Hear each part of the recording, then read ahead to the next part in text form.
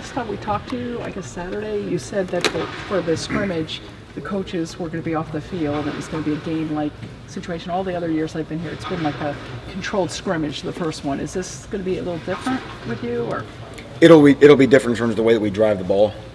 I want more of the game accountability where, if there's a third down conversion, the offense gets to stay on the field, and if there's a third down stop, off you go. So you really feel that game, man, we got to get this thing going, and the importance of getting a first down, the importance of getting 2 first downs to field position, even if you have to punt the football. So we've been spending a lot of time this spring on how to win a football game and understanding game strategy, and that the game of football is not just two teams running plays in a vacuum. The game never exists in a vacuum, and I think the more we can design our scrimmages to help us, again, we do not play a preseason game. So these opportunities to have, a chance to understand where the ball is on the field, what the down and distance, what the situation is, I think just helps everybody. Manny, do you expect to have the QBs go live, or is it just going to be? We haven't even talked about that yet. I don't know if we're ready for that, but we'll decide. We'll see maybe after Thursday's practice. Do you know how many plays you want to run? Is it like a set number of plays, or is it just time? I guess. No, there'll be a set number of plays, which again, like I said, that's something we'll decide as a staff. You have an idea of how many snaps you want. A lot of it, to be honest, we don't have a very deep roster right now. So sometimes you have to make the decision really for the kind of the lowest common denominator, the most thin position you have on your team, what those guys can handle, and then everybody else sort of has to adjust.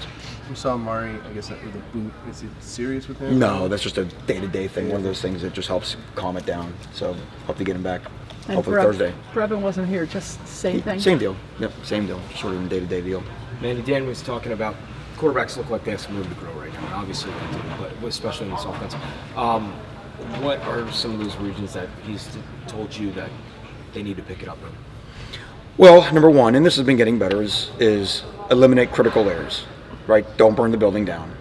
And sometimes critical errors aren't even just the obvious, major mistake that everybody in row Z can see. That might be we had a wide open guy and we missed him. That would have been an explosive play that we just missed. And so, you're trying to see who makes the least bad mistakes. And then it comes down to decision making and accuracy.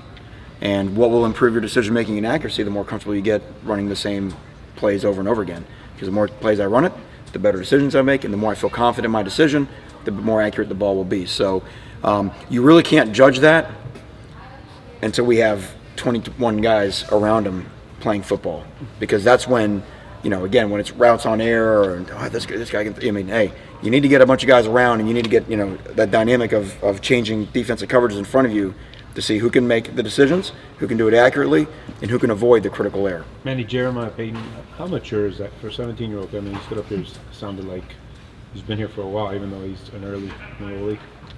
Mature, right? Yeah, and probably why he's doing well on the field, and kind of fitting in. If you didn't know that he was a 12th grader right now, really what he should be, you'd feel he's just one of the guys. And the hardest part is just taking that step up in terms of competitiveness.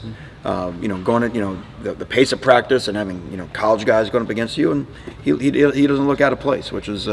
That's kind of, again, that shows he's kind of who he is inside. He said that once he gets the playbook and everything, that he could go faster. He understands that. A lot of kids may not understand that. Right. Well, they can all go faster once they understand the playbook. And the understanding goes from what they know now is they think they know, and they don't know they know. And when you think you know things, that's like we all nod our heads, I got it, sure. But then you have to get out there and actually do it on the grass. And that, to be perfectly honest, we won't be an A+ in that, and even on day 15 of spring practice. That's the guys are going to be coming here in the summer without coaches, run these plays until they can run them in their sleep, and then we'll come back in August and have a chance. With that being said, do you feel like you guys are ahead of schedule, behind schedule, where you need to be as far as installing everything, the playbook? No, we're right on schedule in terms of that, but that is so down the line in terms of priorities, because again, the playbook's not going to save us if we don't learn how to compete and we don't play tougher, right? But as far as the process is concerned, where you want to be in spring, that's what I'm saying. The process right now is what I'm more concerned about is where we are as a competitive team, where we are in our toughness. How do we respond to adversity? And I think we're ready to go scrimmage. I think we're ready to go find out those things, because there's no scheme that can save that. And that's very similar to when we came here 3 years on defense. We're switching to a 4-3. That'll save us. Nothing will save a defense that's non-competitive and not tough. And until we had that, we had no scheme. And really, the same thing now for you broaden out to the entire football team. There's no formation, motion, shift that can cover up a team that's not competing and that's not tough. And now the thing is this: we have to find who those 11 guys are. It'd be fun to have 22, but we got to have 11, and that's what you really are looking for on Saturday. We know the plays work, but all plays work, but not if they're not at a competitive level, and not if they're not at a tough level. Are you seeing that elevation of compete go up? And we got to witness Big Kane, and it seemed like there was pretty rowdy. In the Well, Big Kane forced it, but see, Big Kane's easy because why? There's no assignment. Knock that guy that way, that guy knocks you this way. Okay, now can you do it and understand this play, this assignment, this guy goes in motion, now your assignment changed, the defense shifted in here, now, suddenly the aggression starts to slow down. And so the guys that can handle the mental part and still be physically tough, ultimately now you got a football team. Manny, are you trying to get all the scholarship quarterbacks equal snaps in the scrimmage?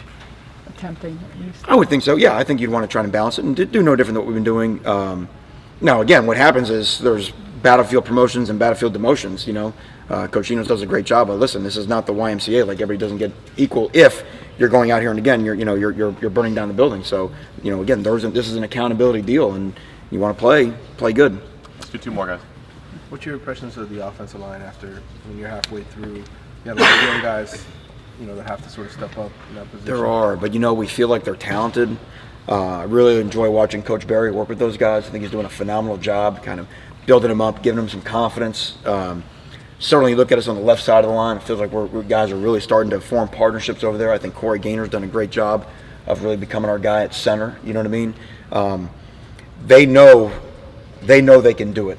And again, once the plays and the at-bats at running the same plays over and over again, those reps start to stack on top of each other. I think those guys can, if this is the biggest thing we had to fix with those guys, because if you get told day in and day out that you're part of the problem, you're going to start to believe you're part of the problem.